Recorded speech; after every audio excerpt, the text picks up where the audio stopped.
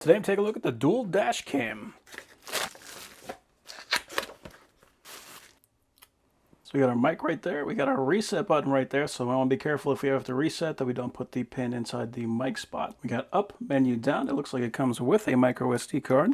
It looks like it does. It is a 64 gigabyte micro SD card. And I also like that they put those icons on the side, so when you're viewing it from the rear, you already know what those buttons are. On the top, we got a power port. We got our mount, and then we've got, it says line in, so I'm assuming this is for the rear camera. And then on the right side, we got OK, M, lock, and power. So here we got our car outlet adapter, so if you want to, we can turn that into a USB port, and that will also supply power to the camera. And it looks like it does come with a rear camera. And the cord does pull apart, which is nice. So if you need to, you can run this cord through the car, and then whenever you get to the end, you can plug the camera in. That way you don't have to be pulling the camera through the entire car. And then this will plug into the dash cam.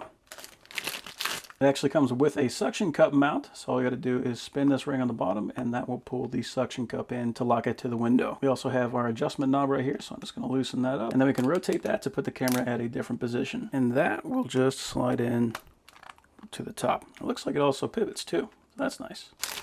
We got our instructions, and that is in full color, so that is nice. We have an alternative plug, so if you want to plug this directly into a USB-A port on the car, you can do that. We got our trim tool, so for routing this cord to the back of the car, this guy will help to pop that trim back. And then we got some clips, so you can stick this onto the car, and you can run the wiring directly through these clips. Looks like we got a little reset tool. So if you ever want to reset it, we got a pin to do that. That is nice. And we've got an adhesive pad, so this is double stick. We can stick that onto the bottom here, and we can stick that onto the back of the car. We also got a couple screws in here, so if we want to, we can just screw that directly to the headliner. So let's go ahead and throw this in the car and see how it looks. So all I'm going to do is plug in the USB. I'm going to do that first so that I know that I've got enough room, and then we'll find a spot on the passenger side somewhere, stick that on, and rotate it. There we go.